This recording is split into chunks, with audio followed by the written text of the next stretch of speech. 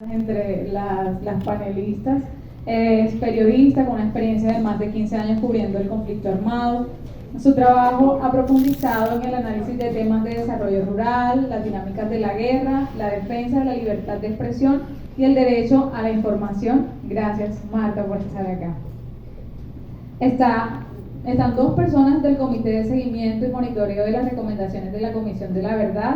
Entre estas, Julia Eva Cogollo, miembro del Comité de Seguimiento, como les comenté, es una líder afro de la Ruta Cimarrona del Caribe y en su trabajo se ha enfocado en la elaboración e implementación de proyectos sociales con poblaciones afectadas por el conflicto armado, particularmente dirigidos a mujeres, jóvenes, niños, niñas y grupos étnicos. Gracias, Julia Eva, por estar acá.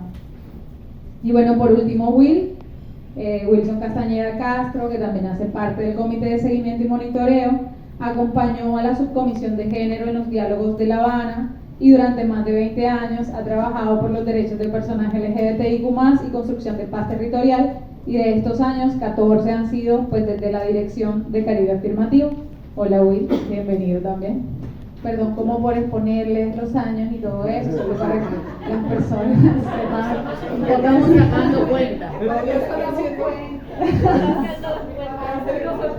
que sepa que pues hay como 200 años ahí. Hablar desde su experiencia.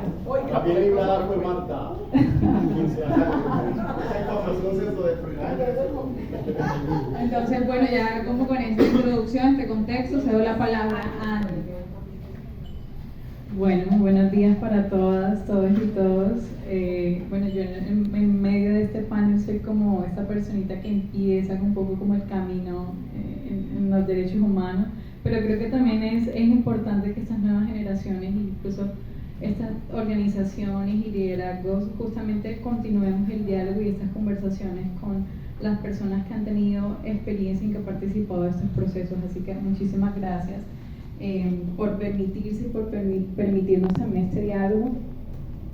Un poco la metodología que tenemos unas preguntas dirigidas para cada una de ustedes. Si me permites hablar en femenino. Y cada una va a tener aproximadamente 4 minutos, 5 minutos para responder. Y al final voy a hacer una pregunta general para todas y vamos a continuar con las preguntas del público, así que estén muy atentas para poder anotar un poco cuáles son esas preguntas para cada persona. Este panel de hoy nos invita a la reflexión sobre las recomendaciones del informe final de la Comisión de la Verdad, pero también sobre esos hallazgos de la Comisión. Definitivamente cuando estamos en un proceso de justicia transicional como es el de Colombia, pero como en muchos otros países, presentar un informe ante la sociedad implica muchos retos, sobre todo el reto de apropiación y un poco la responsabilidad que también tenemos como ciudadanos. Para eso quisiera invitar a la excomisionada, a Marta Ruiz, para que nos comentes un poco desde la experiencia que has tenido, no solamente como excomisionada, sino pues obviamente también tu experiencia. ¿Cuáles consideras que son esos puntos exitosos en la implementación de las recomendaciones del informe final de la Comisión? Si pudieras destacar algunas recomendaciones y ese camino que ha tenido esa implementación, y específicamente si nos podrías mencionar cuál crees que podrías mencionar de manera positiva a lo largo de este primer año desde la entrega del informe final. Bueno, muchas gracias. Qué pregunta tan difícil. Lo primero que yo quiero decir es que cuando nosotros entregamos el informe, ocurrió algo inesperado, pues inesperado no en los últimos meses antes de la entrega, sino digamos durante toda la comisión, y era que un gobierno, que llegara un gobierno que de entrada iba a decir voy a coger todas las recomendaciones y las voy a cumplir a rajatabla. Eso sí, pues ni en los sueños más soñados nuestros habíamos tenido la idea. Listo, que ganó Petro, pero que dijera esta va a ser, me comprometo a cumplirlos. Ya eso generó una sensación incluso extraña, porque era una sensación como que ya no hay que hacer nada porque el gobierno la va a cumplir, ¿sí? Yo creo que lo que más paradójicamente, lo que más refleja ese compromiso es el plan de desarrollo.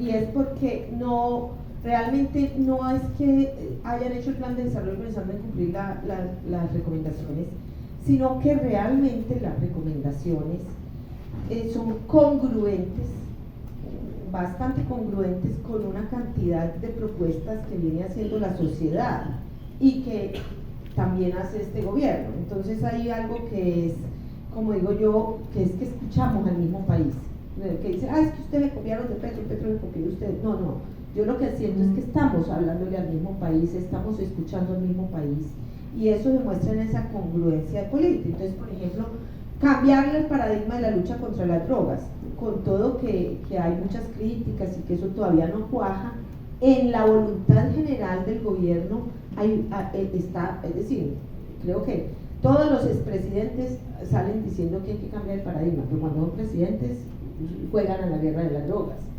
En cambio, esta es primera vez que vemos un presidente diciendo voy a cambiar el paradigma. Eso me parece, ahora lo hubiera hecho sin nosotros también, seguramente, ¿sí? Pero creo que eso contribuye muchísimo al cumplimiento. En el tema territorial, vuelvo y digo, todos los modelos, el tema de paz total, incluso Alejandro Rueda acá, que le dan chance, dice que se están cumpliendo las recomendaciones de la comisión, porque la comisión dijo, hablen con todos, negocios, y eso sí, tengan las víctimas en cuenta. Entonces, cuando él le dicen, pero es que mire, que es que esos son unos bandidos, que ustedes, ¿por qué? Y dice, pero es que la comisión dijo que había que... Entonces, hay, digamos, en el espíritu general, yo creo que hay muchos asuntos que allí están acogidos. Yo tengo una preocupación, pero todavía no escucho las preocupaciones, pero como yo sé que en estos paneles es mejor votar todo de una vez. Yo tengo dos preocupaciones. A mí me preocupa la sociedad civil, porque, digamos, en todo el esquema, y yo quiero señalar dos elementos. Uno, hace 8 días tuvimos un desayuno sobre institucionalidad de paz, porque la recomendación primera casi que abre las recomendaciones y de la que menos se habla es el Ministerio para la Paz. Y porque, bueno, se creó un Ministerio de la Igualdad y eso ha generado mucha controversia. Entonces, pero sí hay una preocupación muy grande que nosotros tenemos y que yo tengo y que el comité debería tener, que es las instituciones de la paz están frágiles. O sea, si no somos capaces de frenar el asesinato de los combatientes, ¿cómo se va a hacer la paz con los otros grupos? Ahí hay unos problemas muy serios de institucionalidad, no hay una institucionalidad para la reconciliación. Aquí tengo a mi izquierda dos personas que han mantenido vivo el legado de la comisión, no tanto en términos del informe, que eso es una parte, sino en términos de seguir haciendo el diálogo, la conversación, pero la están haciendo en motu propio. No hay una institución del gobierno, del Estado, que diga voy a hacer ese diálogo social de la reconciliación. Y entonces ahí hay, ni siquiera han nombrado el superministro de la implementación, y la implementación, ustedes saben, tiene muchos problemas. Entonces, ese es un punto que me preocupa y me preocupa mucho la sociedad civil. Ahora lo voy a decir porque me preocupa mucho el tema de la fuerza pública. Sentimos que ahí hay también como un muro donde la gente dice, no, ya esto se cumplió, ya nosotros cambiamos la doctrina, ya, bueno, ahí hay también dificultades. Y finalmente, porque se llevan 4 minutos, ya vamos a hacer, yo digo, ¿por qué me preocupa la sociedad civil? O sea, yo tengo una reflexión, pero ya esto es como, se me sale la periodista que llevo dentro. Es decir, hoy está en Bogotá todo el mundo marchando con el gobierno, a favor del gobierno, pero ¿quién le exige al gobierno? Es decir, incluso nosotros fuimos a la Comisión de Paz del Congreso con las recomendaciones y hagan control político. O sea, háganle control político al cumplimiento de estas recomendaciones. Por ejemplo, la comisión propone una comisión accidental en el Congreso solo para verificar que las cosas de fuerza pública se cumplan.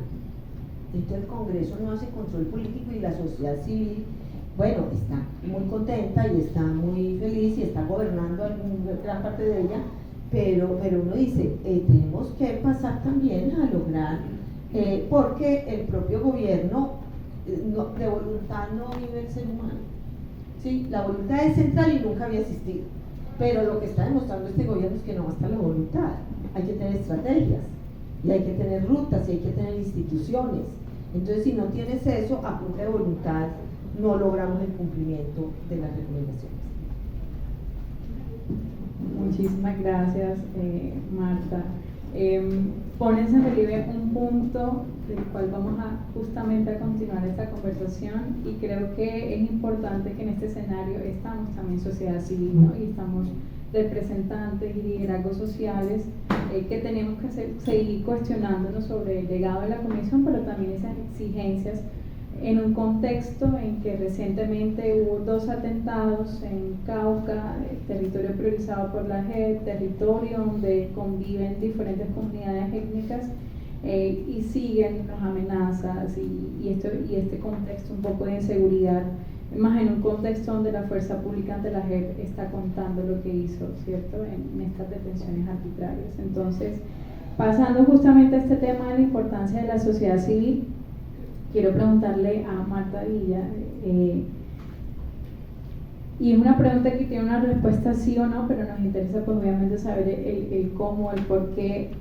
¿Crees que han existido conversaciones suficientes de retroalimentación con la ciudadanía sobre la implementación de estas recomendaciones, de estos hallazgos de la comisión a lo largo de este primer año, después pues, por supuesto de la entrega del informe final de la comisión?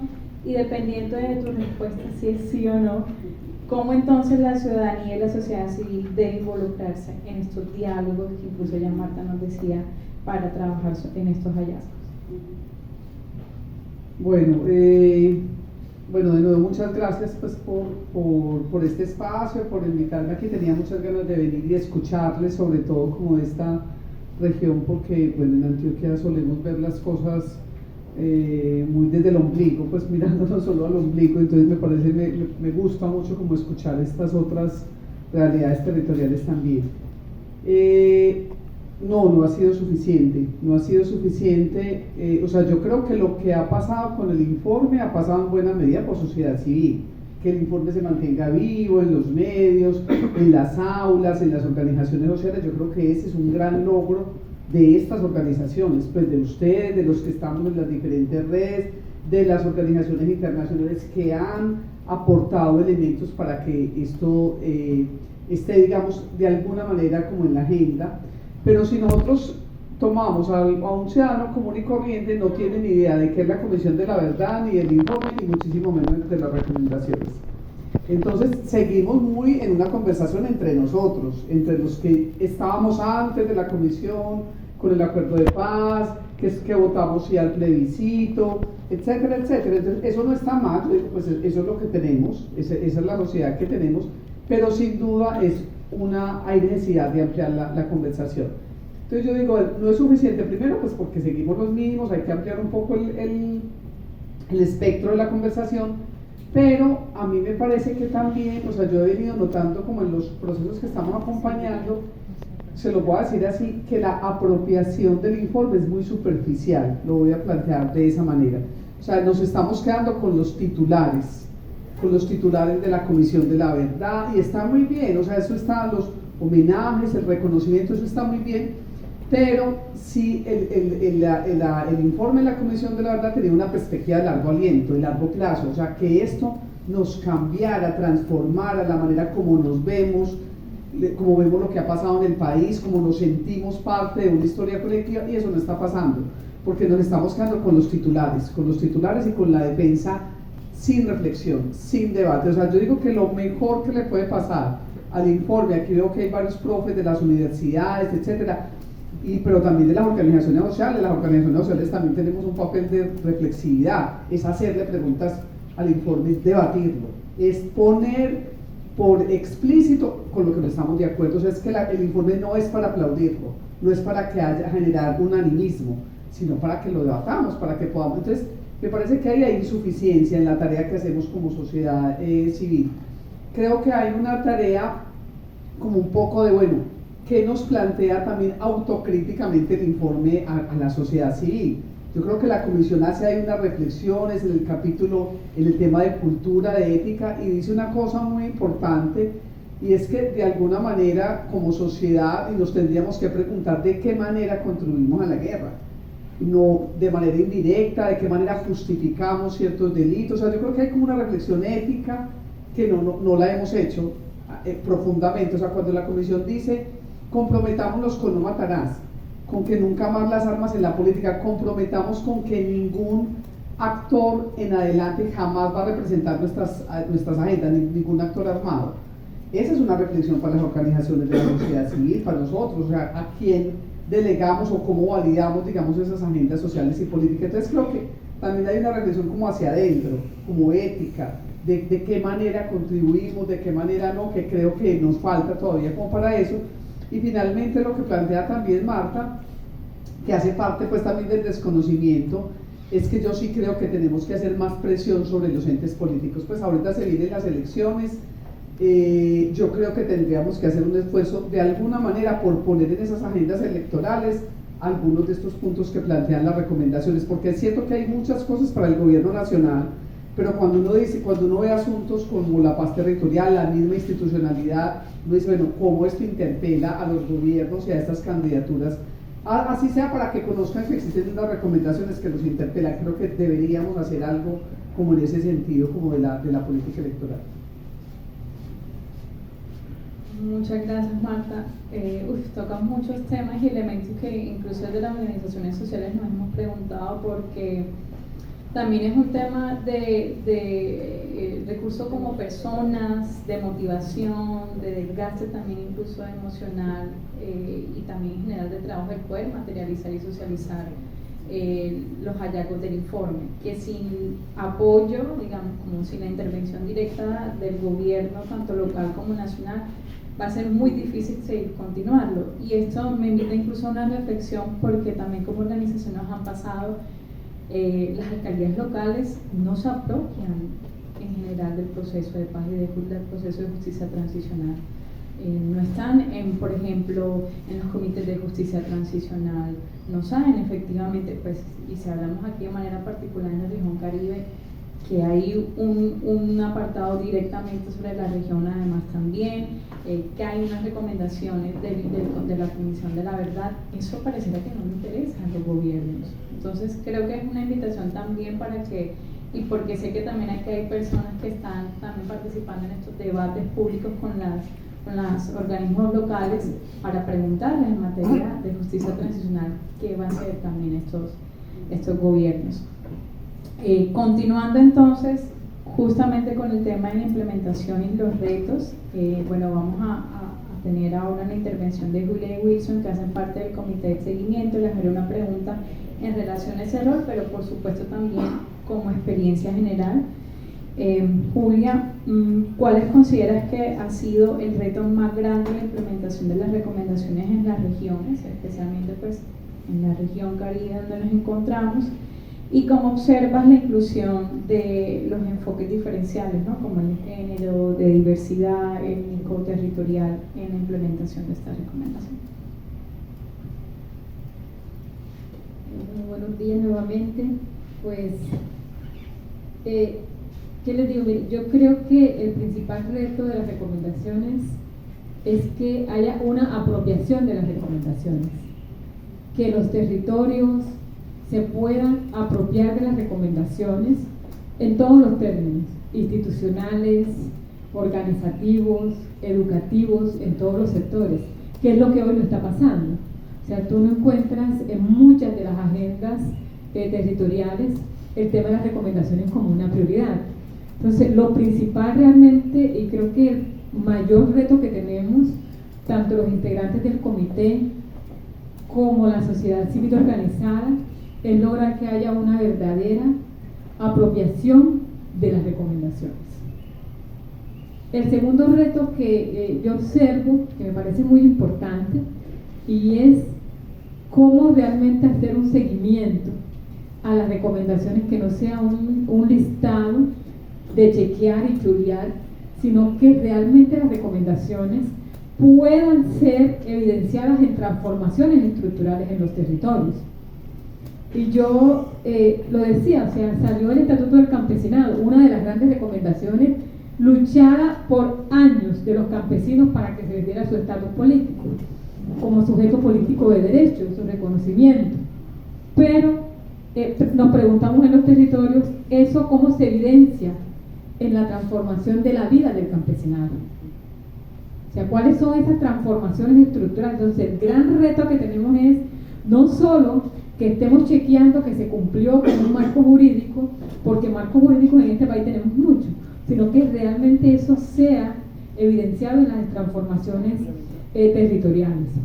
El otro gran reto que tenemos es que las recomendaciones sean asumidas por los gobiernos locales y departamentales dentro de los planes de desarrollo.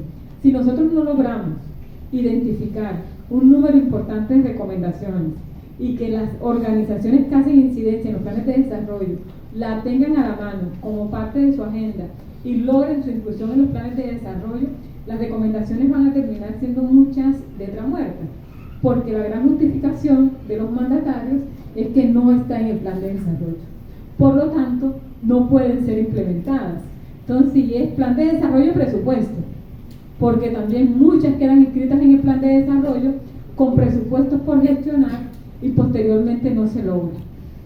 Hay algo que decía Marta Villa, y es el tema de lograr que la sociedad civil haga control, y Marta Ruiz también lo decía, haga control social sobre el cumplimiento de las recomendaciones. Que no solamente nosotros desde el comité hacemos un seguimiento, pero realmente el control social de incidencia política efectiva tiene que ser de los territorios para que nos puedan acompañar a nosotros como comité. Porque de lo contrario, digo, nosotros somos 7 personas. Somos 7 personas para un país gigante que se mueve en una diversidad absoluta. Entonces, yo sí creo que ahí nosotros tenemos ese gran reto, y es cómo convertimos también el documento de recomendaciones en una agenda de incidencia y la posibilidad de tener una agenda de control social para que éstas se cumplan y se evidencien las transformaciones en los territorios. En cuanto al tema de género, de los enfoques diferenciales étnicos, nosotros hemos seguido mucho la política que traía la Comisión de la Verdad, y es que para la Comisión de la Verdad los enfoques diferenciales fueron prioritarios. Entonces, a nosotros en el documento de hallazgos nos entregan 67 recomendaciones estructurales, y nosotros como comité, para hacer seguimiento e incluir en el sistema de monitoreo y seguimiento que vamos a tener, hemos priorizado las recomendaciones del capítulo de mujeres, población LGTBIQ+, el capítulo étnico. Son de las prioridades que tenemos, adicional a las otras, porque consideramos que es una de las poblaciones con mayor impacto del conflicto armado en este país, y por lo tanto merece la pena que la tengamos ahí sentadas. Adicional a ello, pues en el comité tenemos 4 personas que tienen un marcado énfasis en enfoques diferenciales, como lo es Armando, de la población indígena, Wilson, de la población LGTBIQ+, Marina en el tema de mujeres, mi persona en el tema de mujeres, de género y étnico, y creo que eso también, aunque nosotros no estamos representando esa población en el comité, nuestras agendas de trabajo sí las tenemos centradas en esos enfoques. Entonces, obviamente eso hace que los enfoques van a ser una prioridad en el seguimiento y monitoreo de las recomendaciones. Entonces, digamos que desde ese lugar se puede tener cierta tranquilidad, porque para el comité son una prioridad. Lo que necesitamos es que también sea una prioridad, y ese es un reto nuevo, que los enfoques diferenciales también estén presentes en las agendas de incidencia de las recomendaciones a nivel territorial. Gracias. Muchísimas gracias, Julia, además por tu generosa intervención.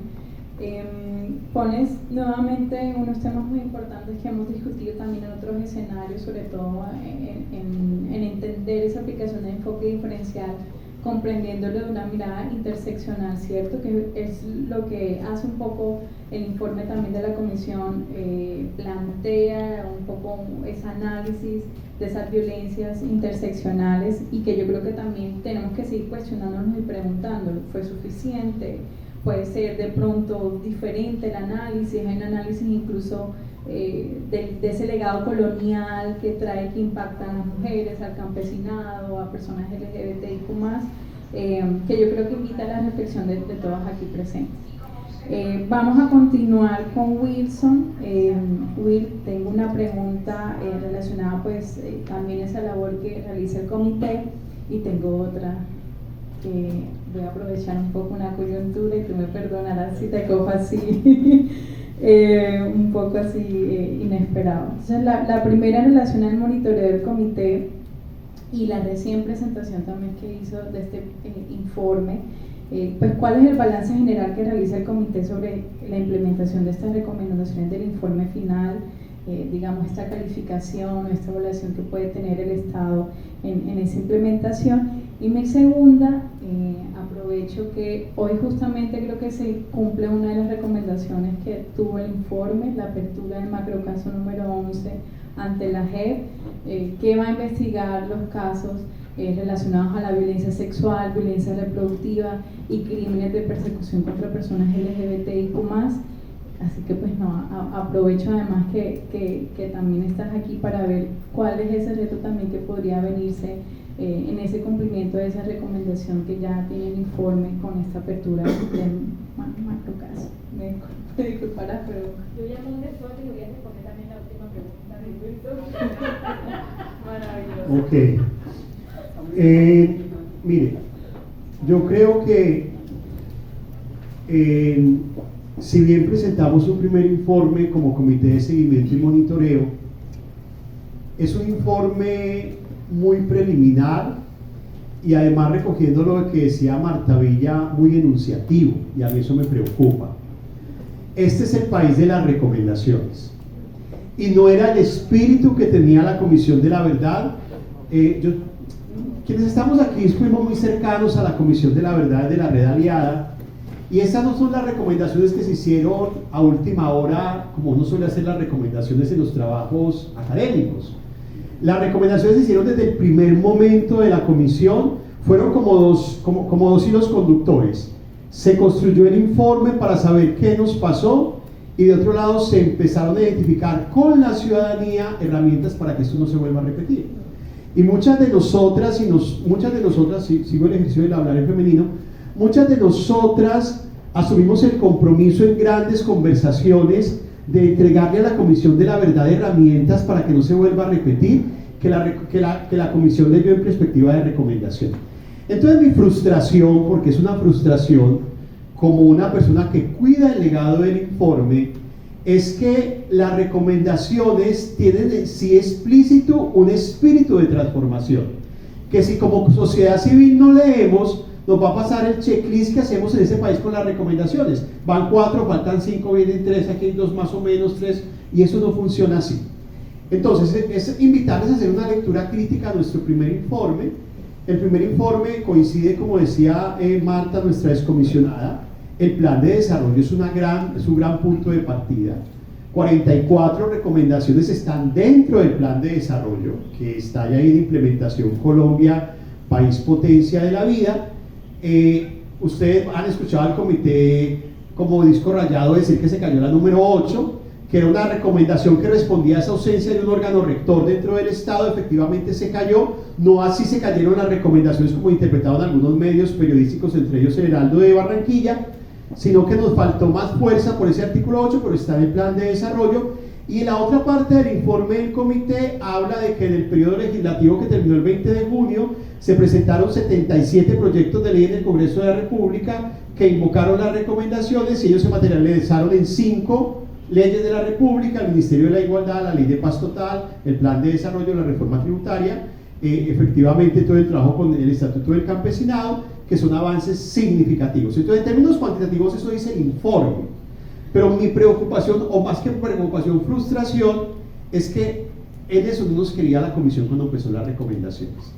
Las recomendaciones tienen, y es la interpretación que yo hice cuando me invitaron a ser parte del comité, y por eso dije que sí, y es que para mí las recomendaciones tienen 3 mandatos implícitos: el diálogo, la apropiación y la territorialización. Para mí, cuando una recomendación asume esas tres características, es una recomendación incorporada. Cuando hablo de la apropiación, las recomendaciones en un 94% son transformativas. No son de maquillaje como suelen ser las recomendaciones, como cambie ese parágrafo, quítese hágase una transformación estructural, porque este es un conflicto estructural y efectivamente necesitamos apropiarla en primera persona. Ahí viene la preocupación de la sociedad civil, yo también la comparto, porque es que además el triunfo del gobierno de Petro y Francia generó de manera equívoca una falsa sensación en la ciudadanía, que ya las recomendaciones habían quedado porque ganó Petro y Francia. Y cuando le pregunta a la sociedad civil del Caribe cómo van las recomendaciones, no, Petro y Francia va muy bien. No, no son de Petro y Francia. Petro y Francia acaban el gobierno en 2 años y 8 meses. Y las recomendaciones siguen vigentes. Y si no nos ponemos cuidado, se van a embolatar, porque incluso la oposición dejó de hablar de recomendaciones. Esta mañana que venía camino para acá, ayer tuvimos 2 debates políticos en Cartagena con los candidatos a la alcaldía. Nadie invocó las recomendaciones, nadie preguntó por las recomendaciones. Y entonces ahí está el gran debate. Pero además de la apropiación está el diálogo. Los cambios más fuertes que propone las recomendaciones, que hay unos muy fuertes, la política de drogas, la fuerza pública, son muy fuertes en este país.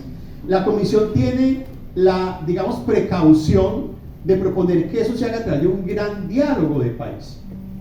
La frase más contundente en todo el volumen de las recomendaciones es un gran diálogo. Y no estamos viendo al país dialogando en torno a las recomendaciones. De hecho, el Ministerio de la Igualdad, por ejemplo, no fue fruto de un gran diálogo. A nosotros como movimiento LGBT nos preguntaron, y estamos muy felices que vamos a tener una viceministra LGBT. Pero ¿dónde está el gran diálogo? Y el tercer espíritu tiene que ver con la territorialización.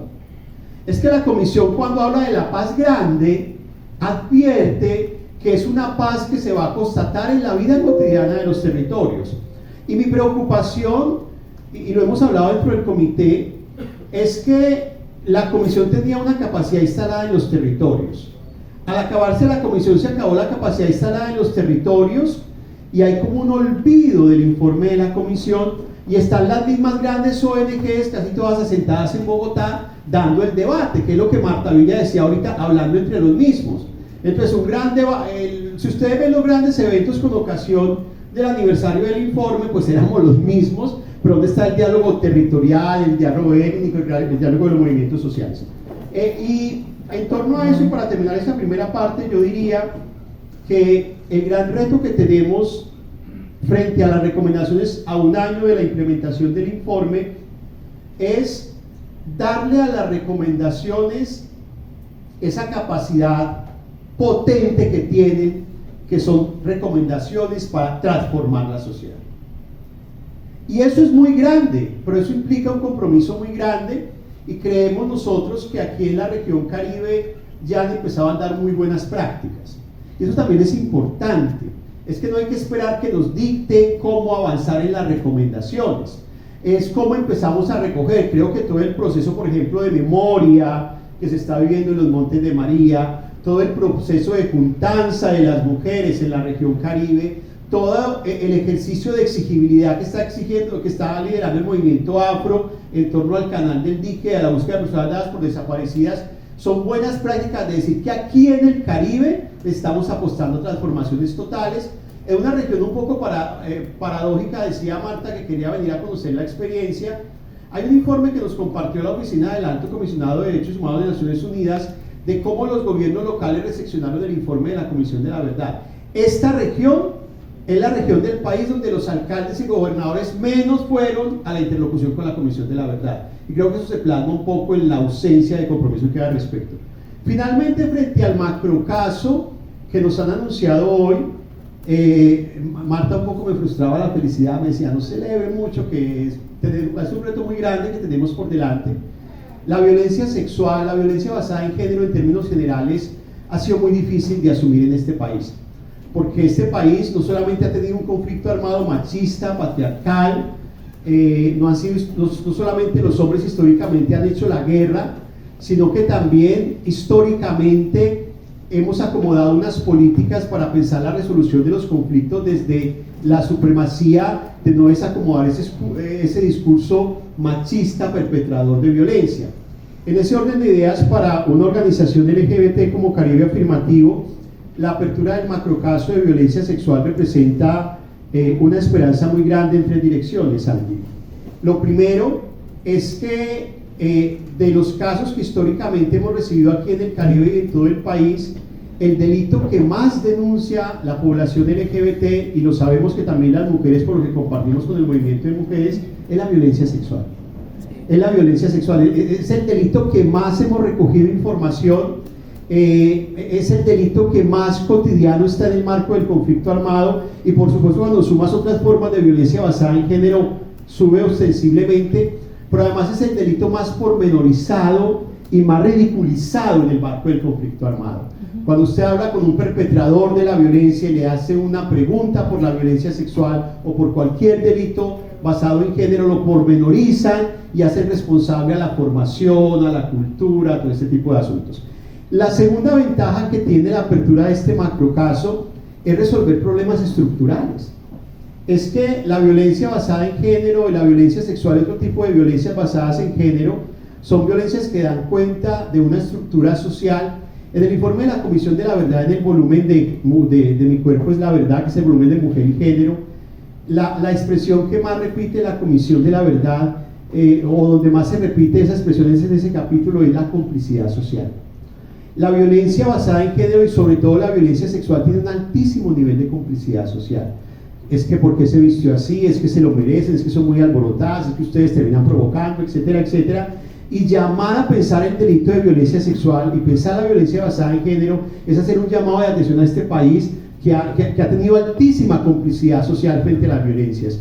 Y el tercer significado, y con eso termino, Angie, que para nosotras en Caribe Afirmativo tiene este macrocaso, que lo hemos discutido históricamente en la organización, tiene que ver también con la importancia de reconocer esas prácticas enquistadas en el conflicto colombiano de hombres machos perpetradores de violencia, donde la violencia es un elemento controlador de la sociedad y por eso tiene efectos más desproporcionados hacia las mujeres. En un informe que le entregamos a la Comisión de la Verdad, que justo está citado en el auto que aparece hoy, indicábamos cómo, por ejemplo, en este país los actores del conflicto usaban la violencia sexual para corregir a las mujeres lesbianas y bisexuales, que porque si las sometían a una práctica de violación, entonces iban a dejar de ser lesbianas o bisexuales, o lo contrario, les prohibían maternar porque no podían ser mamás por ser lesbianas o bisexuales, porque era un escándalo moral para la sociedad. Y en otro de los textos que trabajó Marta en el territorio, en el capítulo del texto territorial, hay una práctica gravosa en el sur de Bolívar que a nosotros como organización nos marcó mucho, de un actor armado que le cuenta a la Comisión de la Verdad que prefiere reclutar mujeres trans que mujeres cisgénero, porque si una mujer trans es accedida sexualmente por la tropa, no se va a embarazar, entonces no va a ser un problema para la tropa, pero que si viene el ejército a perseguirlos, la mujer trans conserva, palabra del perpetrador, la mujer trans conserva un macho por dentro, entonces va a correr como un hombre y no van a ser alcanzados por las tropas. Ese tipo de expresiones y de prácticas que da cuenta el informe de la Comisión de la Verdad indica por qué es tan importante un macrocaso como el que se ha aperturado hoy, porque hace un llamado que es complicado, Marta, que va a ser muy difícil en este país, que le ha costado tanto reconocer la verdad, pero que es necesario entender que si no hay un cambio estructural en esta violencia patriarcal, misógina, homofóbica y machista, no vamos a poder superar esta guerra tan loca que hemos tenido. Por ahí creo que Julia también quería referirse al tema y está bien, perfecto, voy a ahora pasar el micrófono, incluso pues si alguna también tiene otro comentario, porque sé que sería muy difícil no aprovechar la oportunidad de poder conversar sobre esto. Y finalizo para cerrar también esta conversación, ¿qué aspectos consideraría cada una que debe ser fortalecido para la implementación de las recomendaciones, que nos puedan mencionar un aspecto a mejorar o a fortalecer específicamente pues, en las regiones? Entonces, Julia. Bueno, yo primero voy a hablar del macrocaso. Yo ayer me enteré de la aprobación del macrocaso y realmente para quienes hemos documentado violencia sexual, que hoy la justicia transicional reconozca la violencia sexual como un delito de guerra fuerte, como que la violencia sexual es un objetivo militar en el conflicto en Colombia, lo ha sido y sigue siendo, ¿no? Yo creo que eso es un gran logro. Ya el tema de que accedamos a la justicia o no es otro tema, pero por lo menos hoy tenemos en la agenda pública de este país reconocido por la justicia que aquí en marco del conflicto armado se violentó sexualmente a las mujeres, a los hombres, a la población LGTBIQ+, y que por lo tanto hay un costo político el no reconocerlo, y que hacia allá, y hoy el compromiso nuestro también, de los que seguimos en los territorios, es cómo en nuestra agenda el tema de acceso a la justicia de las víctimas de violencias sexuales y de género en marco del conflicto armado hace parte de nuestra gran agenda de trabajo y que no la podemos excluir porque es una deuda que tenemos con las mujeres. Yo creo que reconocer también ese gran impacto que el informe de la comisión lo deja muy bien reflejado, que tiene la violencia sexual especialmente en las mujeres, porque somos las criadoras. Entonces las mujeres víctimas de violencia sexual que han criado hijos con miedo, con rabia, con dolor, con odio, terminamos y terminan produciendo más personas para la guerra. Entonces creo que entender eso nos da realmente la dimensión de lo que significa este macrocaso. Creo que tenemos una gran tarea también y es con los excombatientes. ¿Cómo lograr que los excombatientes entiendan que la violencia sexual fue un delito de guerra y que lo tienen que reconocer?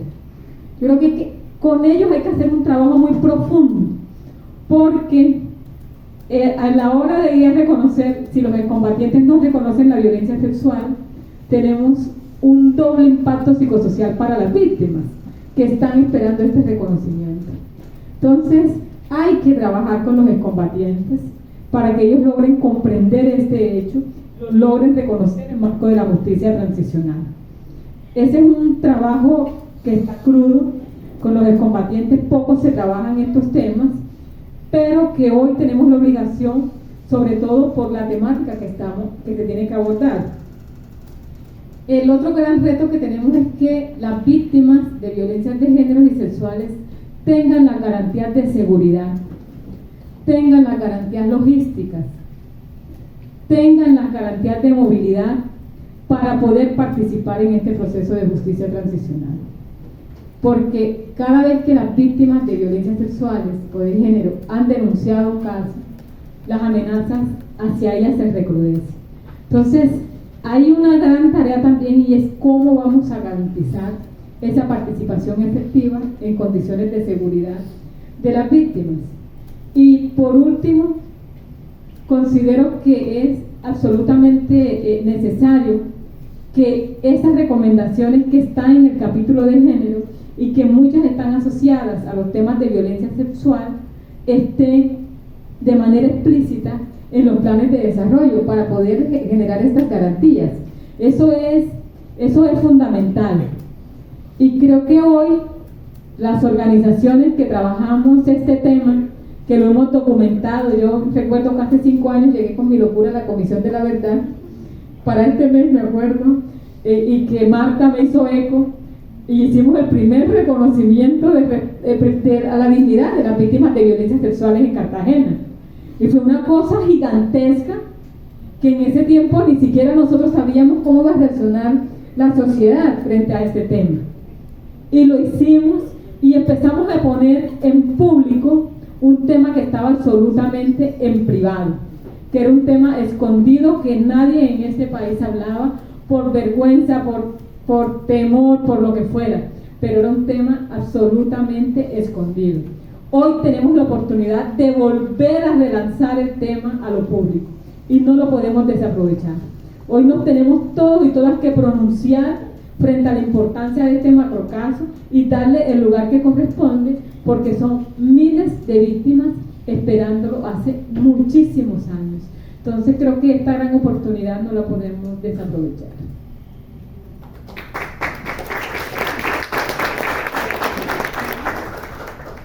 Mire, la comisión habló en su diseño metodológico, habló de 3 palabras que eran escuchar, comprender y transformar. Para mí esas 3 palabras siguen vigentes, pues siguen siendo un reto. O sea, yo creo que necesitamos escuchar, escucharnos, necesitamos mucho diálogo, necesitamos mucha conversación, necesitamos hacer acciones explícitas, intencionarlas, de comprensión de lo que la comisión dijo y también de lo que no dijo. Yo creo que también es muy importante, o sea, ese es el informe final que produjo esa comisión, que produjeron estos comisionados y comisionadas, pero no es el informe final para el país. Esta tarea sigue, de seguirnos contando, de seguir diciendo, de seguir esclareciendo. Ahí hay una tarea importante. Y eso, digamos, es un requisito para transformar. Creo que el gran reto, como decía Wilson, la perspectiva de la comisión, del informe, no solamente del informe, lo que hizo la comisión, era claramente una perspectiva transformadora de lo que somos. Y eso se logra si como sociedad somos capaces de lograrlo. Nadie va a hacer la tarea por nosotros. O sea, yo creo que de estos encuentros, creo que la idea es que nos vamos como con la idea de que tenemos cosas para hacer en nuestras agendas de organizaciones, en la escuela, en el colegio, en la universidad, en la administración pública, etcétera, etcétera. Hay cosas para hacer, pero eso implica una intención. No, nada de esto va a ser mágico. Implica una intención, implica un trabajo que tenemos que elaborar y seguirlo como alimentando. Bueno, a ver, yo creo que la comisión terminó su mandato, pero el proceso de verdad es un proceso que ni empezó con la comisión ni terminó con la comisión. De hecho, había mucho legado sobre el cual se pudo parar la comisión. Lo que pasa es que el contexto es más favorable en este momento, por ejemplo. El contexto es más favorable, incluso más favorable que cuando nosotros hicimos nuestra tarea, y porque es más difícil hacer la tarea con un gobierno deslegitimando la tarea misma a un gobierno que está empujando para el mismo lado. Yo les voy a hacer una confesión aquí. Yo peleé mucho, incluso me rasgué las vestiduras y, como dijo Jairo Barreto ahora, me estresé mucho. Me dijo que ahora ya me cambió la cara, porque antes tenía la cara muy estresada, porque yo me opuse mucho a hacer un informe tan largo, y quienes querían hacerlo muy largo decían es que todo el mundo se tiene que sentir incluido, y yo creo que con esa lógica pues sí lo logramos, pero yo decía va a ser muy difícil que la gente se apropie de algo que no sabe por dónde empezar. No sé si empezar por acá, por allá. Pero yo sí quiero decir algo. Leer el informe, socializar el informe es muy importante, pero eso no es el legado de la comisión. Eso es una parte del legado de la comisión. ¿Sí? El legado de la comisión es más que unos libros, mucho más.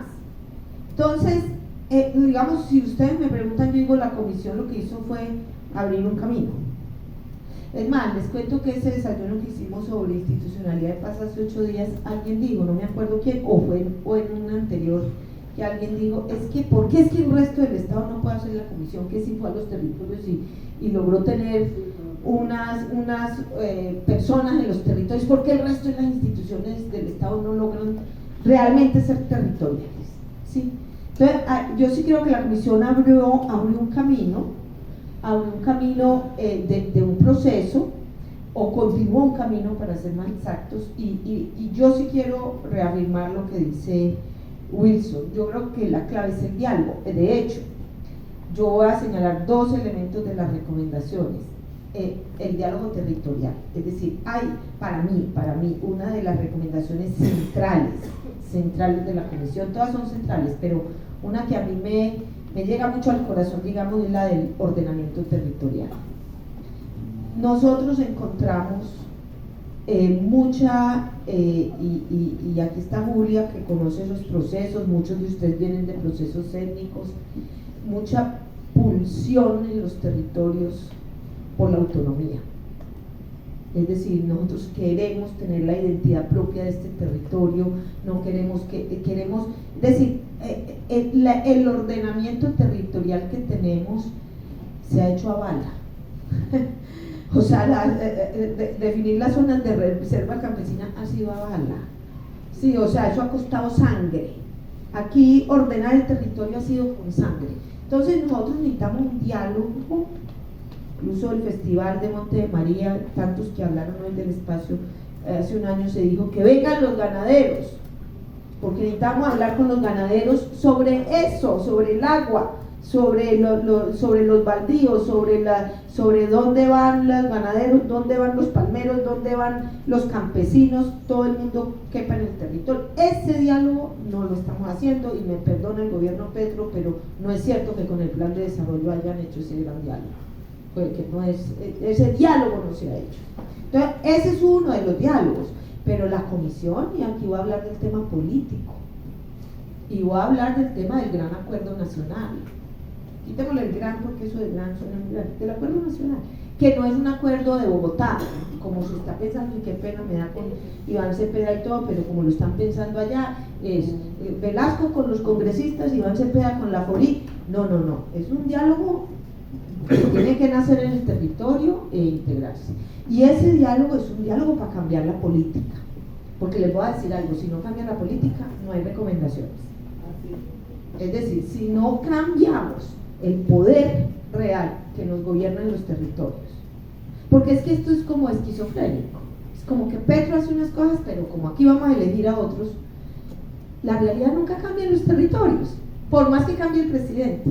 Y eso está claro en el texto de No Matarás, creo yo que está claro, que es el poder local es el poder en Colombia. El poder local es el poder. Realmente, porque la intermediación entre el Estado y el ciudadano pasa por una red de institucionalidad y de personajes y de intermediarios políticos que hacen que tengamos una distancia enorme entre el Estado y el ciudadano. Y los recursos y el poder se va diluyendo en esa relación indirecta. Entonces yo sí quiero decirles, las recomendaciones políticas son muy importantes, y yo no sé cómo van a hacer ustedes para defender esas curules de paz, porque la experiencia que dejó el año pasado es que las curules de paz, mitad de las curules quedaron en manos de víctimas verdaderas, digámoslo así, entre comillas, o de personas que representan los intereses de la víctima. Los otros quedaron en manos de víctimas que representan los intereses incluso de victimarios. Así es. Y eso son cosas por las que ustedes deberían estar peleando, porque es que eso es la política, de eso no nos olvidemos. La jurisprudencia ayuda, la G ayuda, la política es la que cambia realmente los destinos de un país.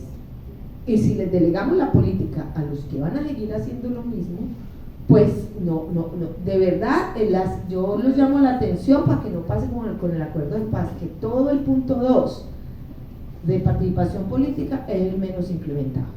Y lo mismo en las recomendaciones, todo lo que tiene que ver con democracia, y ahí está el quid del asunto. Ese es un punto. Yo quiero hablar del macrocaso, pero ya lo terminé.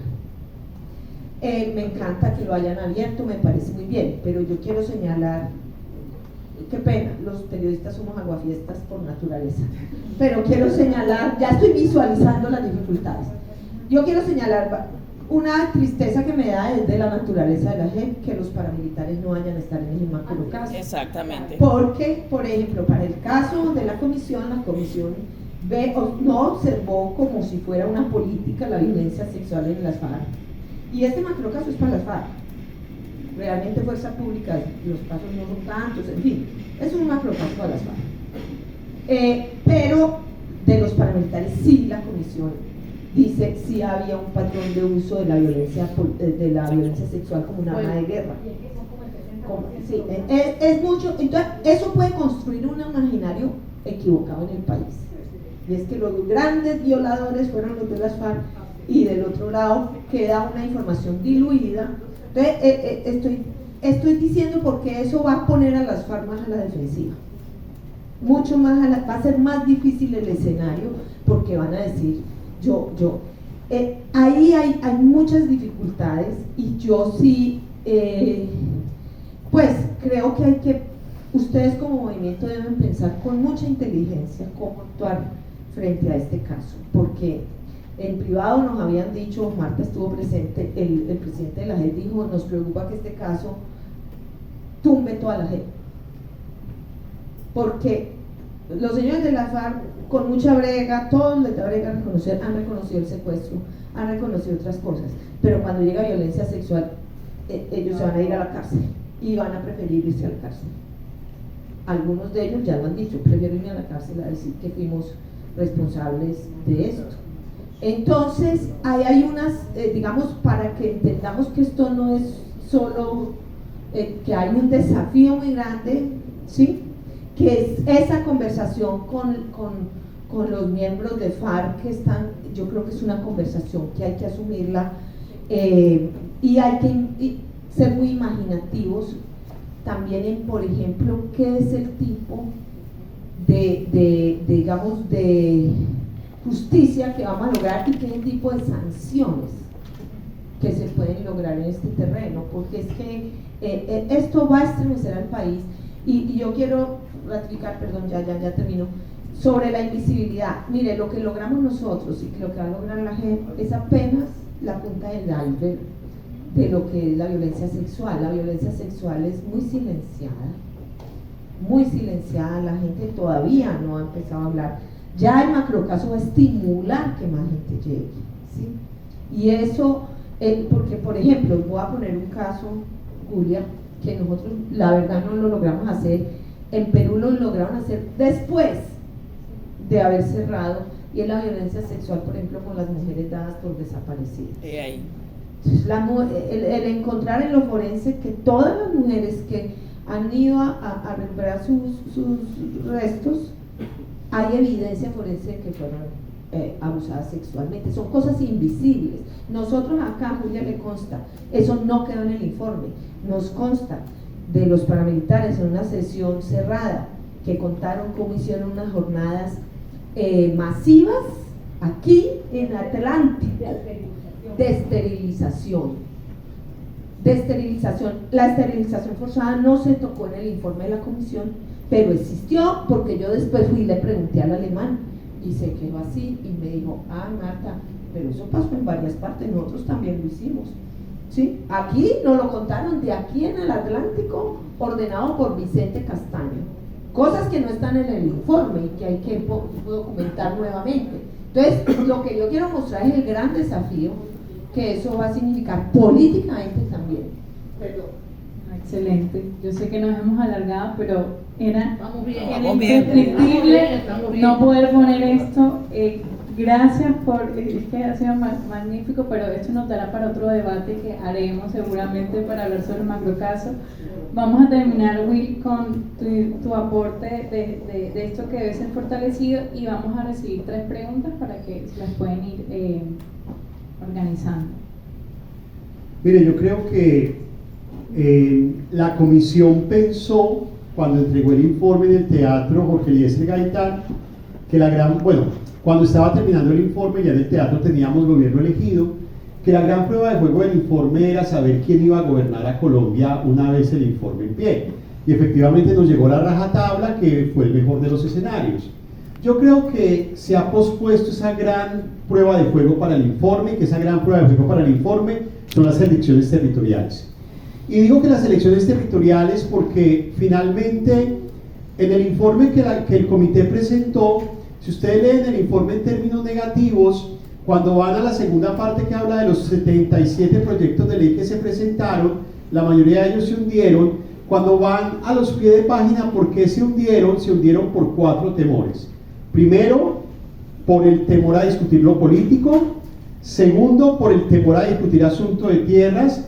Tercero, por el temor a discutir asuntos de autonomía de cuerpos y autonomía de decisiones. Y cuarto, por el temor a discutir asuntos de orden cultural. Es decir, son las 4 pilares de por qué las recomendaciones deben ser transformativas. En ese orden de ideas, y para responder a la pregunta que Angie me hace, yo creo que las recomendaciones nos entregan a nosotras como sociedad civil un mensaje de urgencia de hacer una hoja de ruta territorial. Yo creo que la gran tarea que tenemos desde las redes aliadas de Colombia de aquí a final de año es cuál es la hoja de ruta del territorio en perspectiva de las recomendaciones con su vocación transformativa. Y esa hoja de ruta debe responder primero a la interpelación que como actores sociales nos hacemos. También me preocupa mucho la gente que cree que las recomendaciones son para el Estado. No son solo para el Estado, hay recomendaciones para la comunidad internacional, para la sociedad civil, para la educación, para la cultura. Entonces, interpelarnos frente a las recomendaciones y una hoja de ruta que permita hablarle a los territorios en perspectiva de recomendaciones. Requerimos unas redes muy sólidas, unas redes aliadas muy sólidas, que el 30 de octubre llamemos a los ganadores y a las ganadoras de las elecciones a decirles: esta es nuestra apuesta como sociedad civil para trabajar un plan de desarrollo en perspectiva de recomendaciones con desafíos transformativos, y eso allí es clave. Con dos asuntos que son puntuales en esta hoja de ruta. Primero, el éxito del avance de las recomendaciones se podrá medir en perspectiva territorial. Y esa era la vocación del informe de la Comisión de la Verdad. Mire, al lado de cada recomendación hay una acción, hay varias acciones. De hecho, si usted suma la columna de acciones, llegan a ser un poco más de 600 acciones. Y es muy interesante leer las acciones porque le permite a uno materializar las recomendaciones y ver qué caminos puede coger. Y la acción que más propone la comisión, vuelve y juega, es la acción de dialogue, converse, invite, genere una conversación. Entonces, la primera clave para esa hoja de ruta territorial que tenemos que articular como la red aliada es cómo presionamos a los ganadores y a las ganadoras el 30 de octubre a que sean gobiernos del diálogo, gobiernos de la conversación, y que las recomendaciones sean la hoja de ruta que nos permitan ese diálogo. Y lo segundo, que tiene que ver con esa vocación de la apropiación, es cómo logramos hacer una pedagogía de las recomendaciones. La comisión hizo un esfuerzo titánico de socializar el informe tan pronto estuvo listo, damos fe de eso. El mismo día Valledupar, Barranquilla y Cartagena, ¿recuerdas? Fue titánico. Pero hay una preocupación que nos asiste, y con eso concluyo, y es que estamos preguntando por las recomendaciones sin hacer pedagogía de las recomendaciones. Y aquí no hay que buscar dolientes. Entonces la gente dice: ¿y cuándo van a hacer pedagogía? Ni siquiera el comité, porque somos 6. Entonces hay que hacer pedagogía, pero hay que asumirla en primera persona.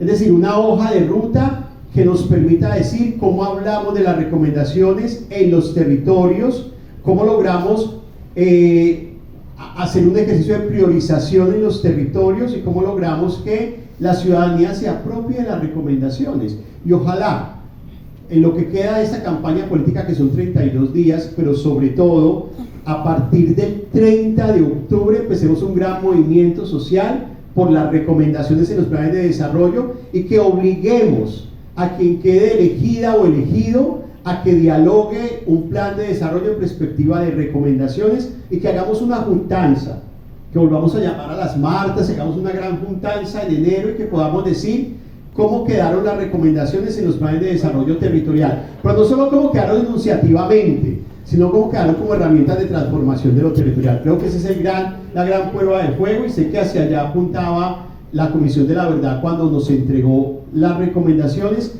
Y recuerden que Francisco lo dijo en el teatro Jorge Eliezer Gaitán, dijo: bienvenido el diálogo que genere este informe, y apropiese de este informe, que es un bien público. Y yo reitero lo que dije en la primera parte: este informe es nuestro, de la ciudadanía.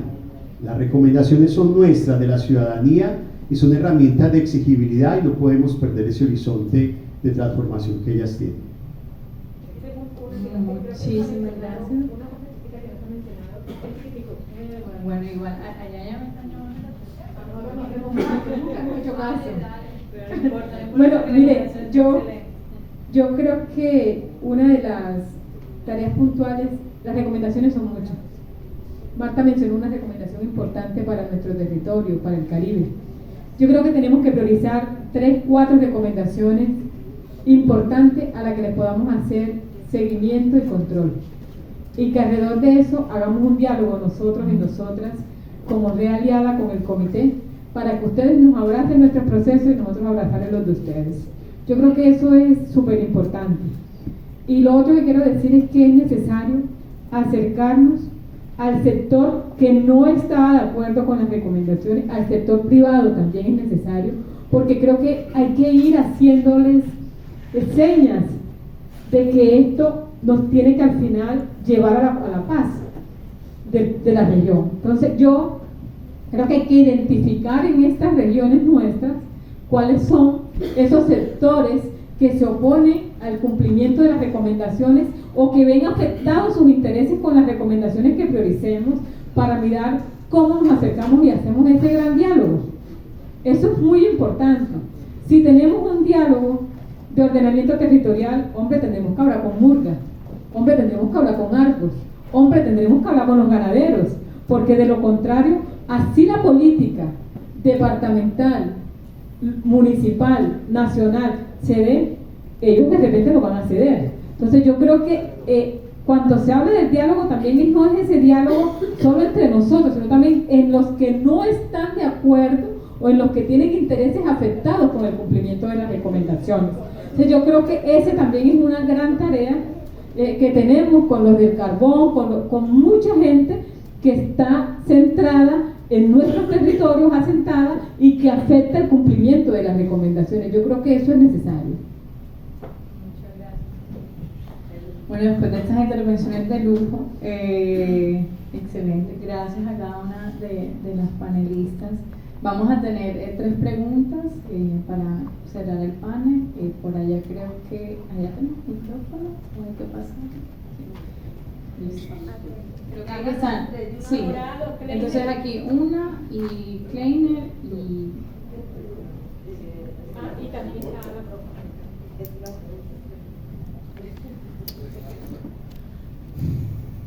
Bueno,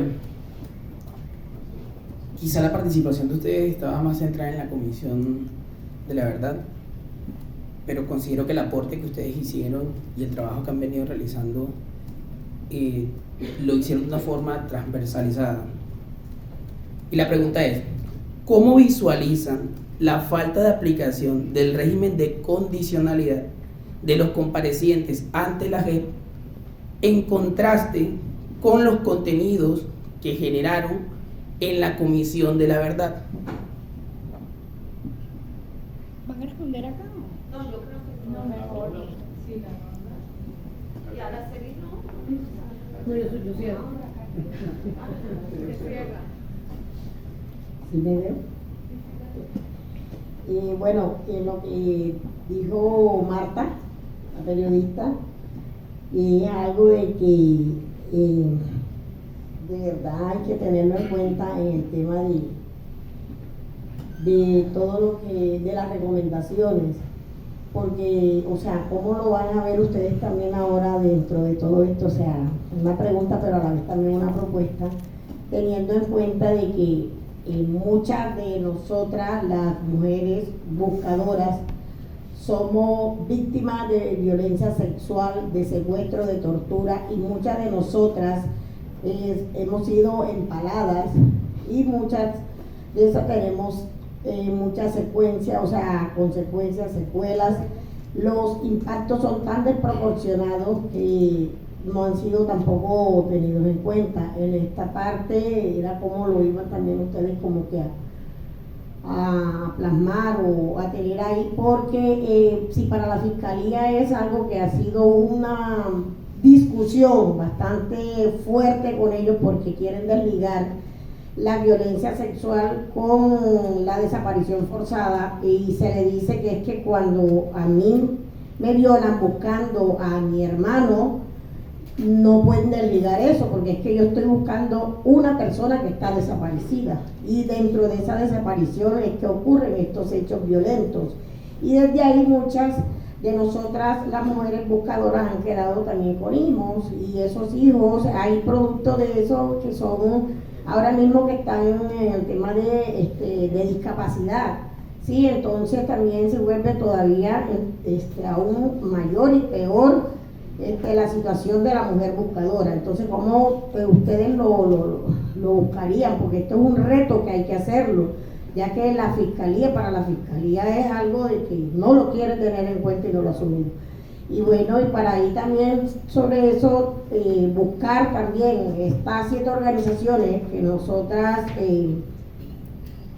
buscamos, hicimos y elaboramos un proyecto el cual ya pasó por la Cámara de Representantes, que fue acogida y ya está también por el Congreso de nosotras las mujeres buscadoras de los desaparecidos. Gracias. ¿Ya cómo la van a implementar? Gracias, buenos días. Gracias por este espacio. Es como una pregunta y duda también en este sentido. Ahorita conversaban acerca de establecer un diálogo con la sociedad, con las personas que se encuentran contra las recomendaciones. Mi intervención va encaminada en lo siguiente: ¿cómo logramos salir y sin respetar ninguno de los procesos que se han llevado a cabo en los territorios, de decir lo mismo hacia nosotros mismos, identificar las problemáticas que ya sabemos, o ir dándole vueltas a las mismas problemáticas hacia nosotros mismos para pasar a hablar con la sociedad que no recibe información ninguna sobre lo que es la comisión, sobre las recomendaciones, sobre el informe, sobre absolutamente nada, pero sí recibe mucha información contra la comisión, contra el informe, contra todo lo que tenga que ver con la construcción de paz? ¿Qué tipo de estrategias podemos hacer o lograr construir para hacer un puente entre la sociedad indiferente y los procesos sociales que se están llevando en los territorios? Gracias.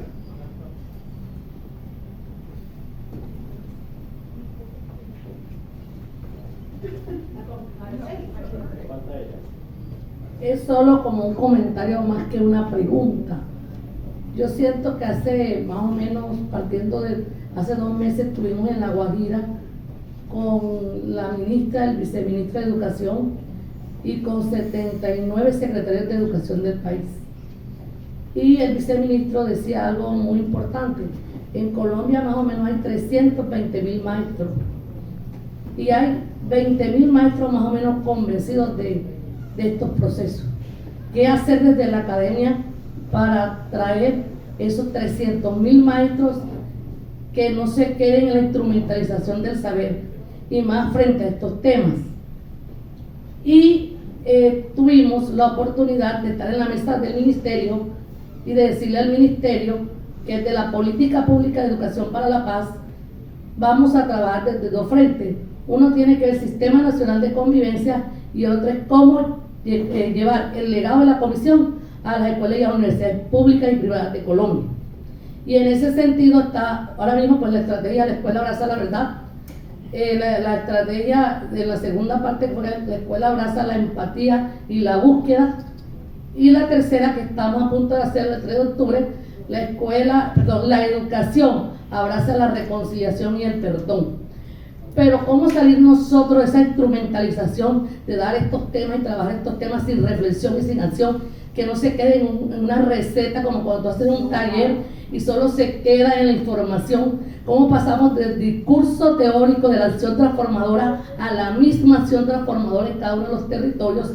Y cómo nosotros como maestros, y cuando me refiero como maestro no me refiero solo al maestro que está en una escuela, un líder social es un maestro, ¿verdad? Una persona que está en la calle, un ciudadano que está formado en estos procesos, un maestro.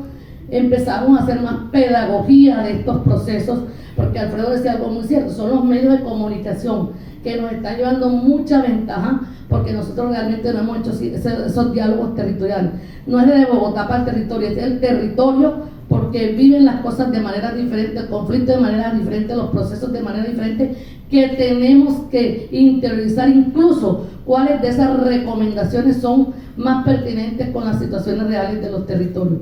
Yo no espero mucho las elecciones, me da tristeza decirlo, no espero mucho las elecciones del 30 de octubre, porque realmente el proceso es mucho más largo, porque incluso los mismos líderes sociales están en los mismos procesos que tanto a veces criticamos. Y como dice Paulo Freire, cuando uno critica, ¿verdad?, lo que tanto hace el otro, termina uno siendo peor que el otro. Entonces, en ese sentido, nos falta mucho trabajo de pedagogización, pero viendo la pedagogización, cómo pasar del discurso, que es lo que hacemos en todos estos talleres, a acciones transformadoras contundentes. Y en ese sentido propongo que así como a veces nos aliamos para hacer estos procesos, hagamos diálogos territoriales desde Caribe Afirmativo que hemos tenido. Yo he estado en muchos espacios, nos unimos con la comisión de seguimiento, nos unimos con los líderes del territorio, nos unimos con espacios territoriales donde podamos abrir espacios de diálogos sobre estos temas. Porque por último quiero decir, tú no puedes enseñar lo que tú no sabes. O sea, todo el mundo habla de la recomendación y nada más se queda los 7 capítulos y el título de cada capítulo, pero ni siquiera nos hemos tomado el trabajo de entender y comprender lo que dice cada capítulo y las ideas fuerzas de cada capítulo.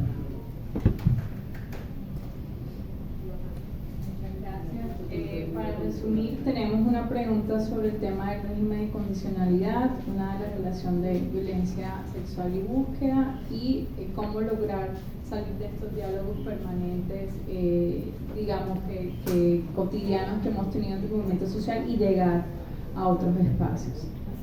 Para que una persona pueda como responder cada pregunta y vamos. Y la última, pues la invitación de la profesora también de cómo se pueden crear otras alianzas en el territorio. Bueno, salió el compañero que hizo la pregunta de las estrategias.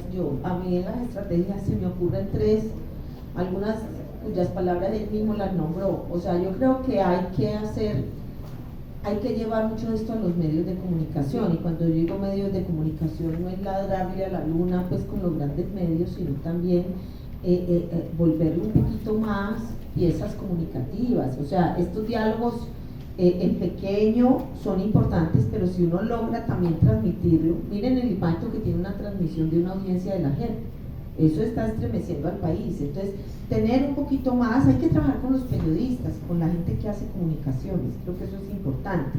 Yo creo que hay que generar, y decía el compañero, ¿cuáles son los puentes? Justamente, hay que buscar puentes. Yo creo que es muy importante con los empresarios.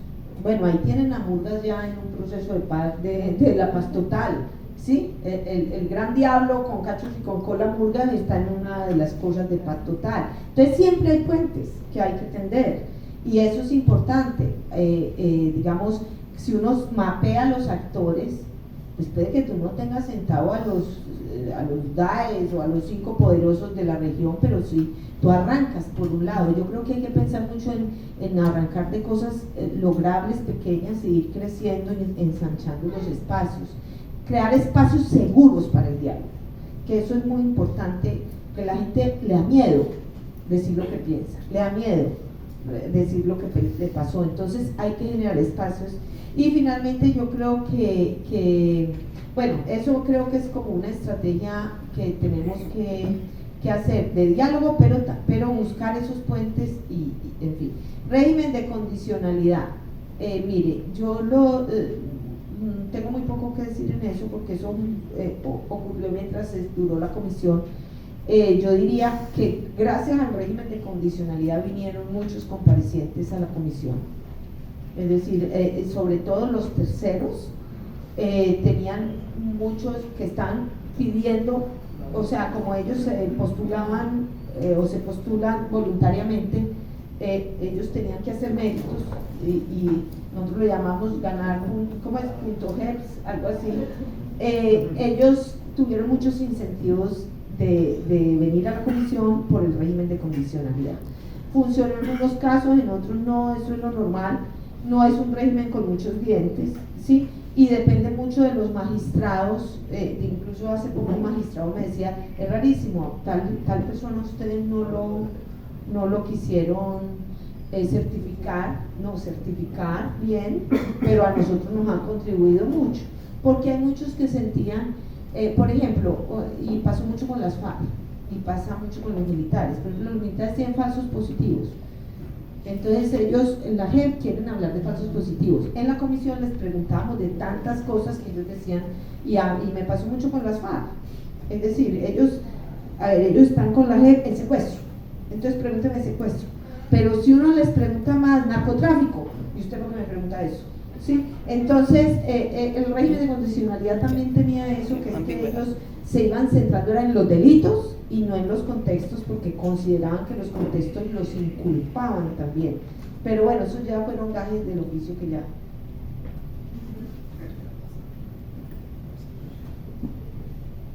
Bueno, yo le voy a responder también a Kleiner. Con Kleiner yo he estado muy cercana, he acompañado algunos de sus procesos y efectivamente yo creo que el tema de las buscadoras es un tema muy invisibilizado, porque es un tema que se ha mostrado como un acompañante más y no como una víctima directa de la desaparición forzada, porque la victimización de la desaparición forzada no solamente recae en la persona desaparecida, sino en el conjunto de personas que buscan, sobre todo porque en las personas que buscan hay una condición emocional muy fuerte, que es esa ambivalencia que mantienen entre el dolor y la esperanza. Entonces es como una bipolaridad permanente. En la mañana me levanto animada pensando en que va a llegar en algún momento, y en la noche cuando va cayendo me empieza el dolor porque nunca llegó. Entonces, o las madres que esperan de noche que sus hijos lleguen a comer. Entonces yo creo que ese tema es un tema que nos toca visibilizar, nos toca fortalecer esa parte del sistema integral que es la unidad de búsqueda, nos toca acompañarla para que se posicione realmente en el territorio y que se posicione no solamente en términos humanitarios como lo tiene previsto, sino también en términos políticos, porque la desaparición forzada es un delito muy grave. Es más, yo que he documentado desaparición forzada y violencia sexual, antes de documentar desaparición forzada, yo creía que era lo más doloroso era la violencia sexual, pero cuando documentas desaparición forzada, tú logras entender que es un dolor eterno, o sea, que es un dolor que se prolonga en el tiempo y que casi no tiene posibilidad de sanar a menos que tengamos un sistema de búsqueda efectivo y de entrega de cuerpos efectivo. Entonces, y eso hoy no lo tenemos, e incluso como eso no está tan efectivo, el tema de acceder a la justicia con la JEP también se debilita, porque efectivamente para que haya justicia tiene que haber verdad, y la verdad es la que te da con encontrar el cuerpo. Entonces ahí ese es un tema muy complejo, pero yo sí creo que nosotros desde la sociedad civil, desde el comité, desde los distintos escenarios, tenemos que ir avanzando en ese reconocimiento de la dignidad de las buscadoras, así como hicimos en su momento en el reconocimiento de la dignidad de las víctimas de violencia sexual, para ir avanzando luego en los reconocimientos de responsabilidades que hemos, como las buscadoras en paz. Entonces yo creo que avanzar en ese tema, seguir poniéndolo en la agenda y dignificar esa labor, pero también reconocer los impactos que las buscadoras y buscadores tienen, que son muy profundos realmente, y además porque se conecta con una cantidad de hechos. La mayoría terminan siendo desplazadas, violentadas sexualmente, asesinadas algunas, amenazadas la gran mayoría. Tiene una serie de delitos con esos que es necesario también lograr articular a la hora de analizar esta situación y esta problemática y este hecho victimizante.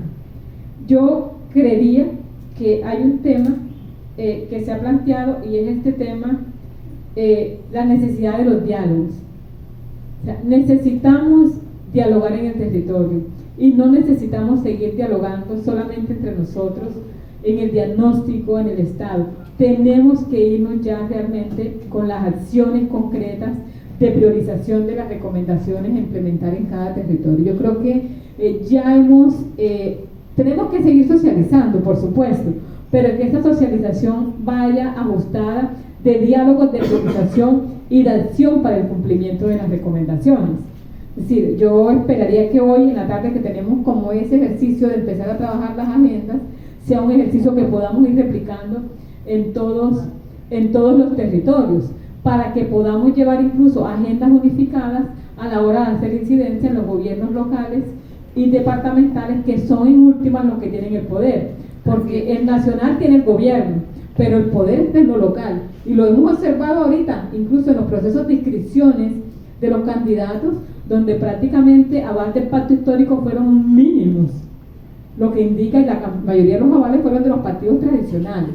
Eso te va dando ya un mensaje de lo que va a ser en los próximos 4 años los gobiernos locales y departamentales y los retos que tenemos para incluir en los planes de desarrollo esas propuestas. Y yo creo que el tema de educación, profe, nosotros hemos estado haciendo una socialización del informe en los colegios y efectivamente hay una cantidad de docentes sensibles a la temática que creo que tenemos que empezar a capitalizar y nos quedaríamos Wilson y yo en la tarea en esta articulación con el Ministerio de Educación para empezar a certificar a estos docentes como educadores de paz, en fin, y que puedan impulsar en las instituciones educativas toda la agenda de recomendaciones que tenemos y la socialización y apropiación del informe. Y vamos a terminar. Julia, para decirte, bueno, no voy a necesitar sino para decirte, o sea, cuando de pronto no me hice explicar, era cómo ustedes vinculaban ahí dentro para trabajar todas estas acciones, teniendo en cuenta que ya tenemos esta ley, nosotras como buscadoras, y ahí en esa ley precisamente está para que se nos reconozca a nosotras que somos esas mujeres las que estamos buscando, o sea, el 100%, que si bien es cierto son los hombres que también buscan, pero la mayoría somos mujeres, y no se nos reconoce, se nos viola, se nos juzga, se nos maltrata, se nos hace al contrario, ¿sí? O sea, y estamos abandonadas, entonces esta ley busca es precisamente dar a reconocer así. Bueno, como yo represento a la universidad, entonces también pedirle al comité, la universidad pública en Colombia también es víctima del conflicto armado, la Universidad Popular del Cesar. En la región Caribe tenemos varias universidades reconocidas como sujetos de reparación colectiva. Hemos avanzado en temas de reconocimiento, pero no en temas de reparación. La universidad de Colombia todavía sigue siendo víctima. Dentro de las universidades hay cooptación de la democracia. Nosotros somos los centros de pensamiento donde se pueden dar estas transformaciones. Entonces, hacia allá también hay que mirar, hacia la universidad pública en Colombia. Y por supuesto que tenemos una gran labor de educar políticamente. Pienso que allí tenemos un gran reto también, pero encontramos grandes dificultades cuando se impone entonces por qué tienes que votar dentro de una universidad pública. Sí, donde hay esos poderes, donde tú encuentras que se siguen ejerciendo esos poderes dentro de la universidad, y entender también que en los procesos de participación política el miedo juega un papel muy importante, y recordemos que la violencia en este país ha sido sistemática. Muchos reconocen el conflicto como un conflicto intratable, entonces el miedo juega un papel importante en los procesos de participación y en el silencio, ¿no? El guardar silencio también para resguardar la vida, ¿no? Y entonces perpetuar este ciclo vicioso en el que vivimos como sociedad, en una democracia que se ha hecho a balas, y no a través de la opinión, ¿no? Como decía Stanislao Zuleta. Entonces, invitar también a que giren su mirada el comité de seguimiento a la universidad pública en Colombia, y a que se reconozca un macrocaso en la JEP hacia la universidad. Hay que ver muchas cosas. Miren, de cierre, vea, las últimas preguntas sobre pedagogía y sobre educación, profesora. No nos olvidemos que la Comisión de la Verdad hacía parte del Sistema Integral de Paz, y las recomendaciones le hablan también al Sistema Integral de Paz, y tanto la unidad de búsqueda como la JEP asumieron el compromiso de releerse en las recomendaciones. En ese orden de ideas, dos asuntos claves con el tema de la búsqueda y el macrocaso de violencia sexual. Hay dos palabras claves en las recomendaciones que urgimos que la JEP y la unidad de búsqueda asuman. De un lado, el cuidado de las víctimas, y de otro lado, el fortalecimiento del diálogo con los actores. son dos expresiones que se pueden cargar de contenido en las recomendaciones y que deben ser recogidas por la JEP y la unidad de búsqueda en estos ejercicios que están avanzando. Porque en el caso puntual de lo que estamos viendo como sociedad civil en el canal del dique, hay unas recomendaciones puntuales que nos permiten sentarnos con la territorial de la unidad de búsqueda y con la territorial de la JEP para que efectivamente haya un ejercicio articulador entre el cuidado y entre el diálogo.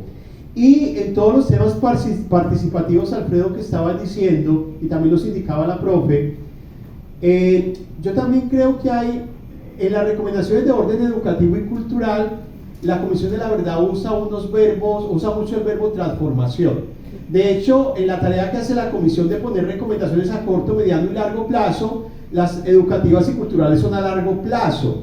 Pero la Comisión deja claridad que son a largo plazo no porque son para hacer al final, sino porque es un proceso dialógico con la sociedad que debe empezar desde sus inicios. Y esas recomendaciones, yo me atrevo a decir eso en la interpretación que hago de la Comisión de la Verdad, que son las que tienen mayor ahínco territorial, las culturales y educativas. Y ahí tenemos dos fortalezas en el territorio, los consejos de paz y los PDs. En este territorio Caribe tenemos que hacer un gran diálogo con los consejeros y las consejeras de paz y con nuestros PDs de Montes de María, de sur de Córdoba, de sur de Bolívar y de Serranía de Perijá y Montes y Sierra Nevada de Santa Marta, y decir cómo nos leemos desde la participación y la paz en perspectiva de las recomendaciones. Nos quedan 2 o 3 meses para cerrar la revisión de los PDs y ahí tenemos una tarea como red aliada. Quien está discutiendo los PDs en nuestro territorio no tiene el acompañamiento de la red aliada como lo debería tener. Es una crítica que hago como red aliada del Caribe, y necesitamos hacer un diálogo en perspectiva de recomendaciones a los PDs y en perspectiva de recomendaciones a los consejos de paz, porque recuerden que el gran reto que tenemos es la reconciliación. Y son los alcaldes y alcaldesas que elijamos el 29 de octubre que van a empezar a fabricar todo el tema de la reconciliación que decíamos que venía después del informe de la Comisión de la Verdad. Y esa reconciliación debe estar contenida de las recomendaciones. Entonces hay toda una hoja de ruta. Hay toda una hoja de ruta en los territorios para responder a eso que tú decías, Alfredo. No es hablar entre nosotras y nosotros mismos. Los consejos de paz, los PDs, los empresarios territoriales, en fin, ahí es donde hay que poner la discusión y la hoja de ruta donde debe llevar a eso para empezar a materializar en la participación ciudadana de formas muy creativas cómo hacemos cotidiano en la vida de la gente, en el bienestar de la gente, las recomendaciones del informe de la Comisión de la Verdad. No, me hiciste pensar algo y es que yo creo que a la Comisión le faltó, pero ojalá a la red aliada no le falte estrategia. Es decir, cuando digo estrategia, les voy a poner un ejemplo que yo creo que es un ejemplo del que debemos aprender, que son los indígenas NASA. O sea, los indígenas NASA se trazan un plan a 30 años y ellos, es un plan de vida, lo llaman ellos, y a 30 años ellos saben para dónde van, cuáles son las acciones que van a hacer, con qué actores, tal. O sea, yo creo que nosotros tenemos que aprender a hacer planes a 20 y 30 años como territorio. Eso digo como sociedad civil. Bueno, muchísimas gracias por las respuestas, por las preguntas. Este panel nos deja con muchos retos, con muchos análisis y reflexiones. Esperamos poder tener otros encuentros para poderlos materializar, hablar, continuar con los diálogos, por supuesto que tienen que salir también con otros actores. Creo que también aquí hay algo que pasó y es que hay una institucionalidad, al menos territorial, que podría estar también dispuesta. Instituciones como la unidad de víctima, como la defensoría, como la unidad de búsqueda también, invitarles a unos espacios institucionales para seguir creando estos diálogos. Muchísimas gracias a ustedes también. Y bueno, cerramos el panel y no sé, las indicaciones por aquí que nos darán para continuar.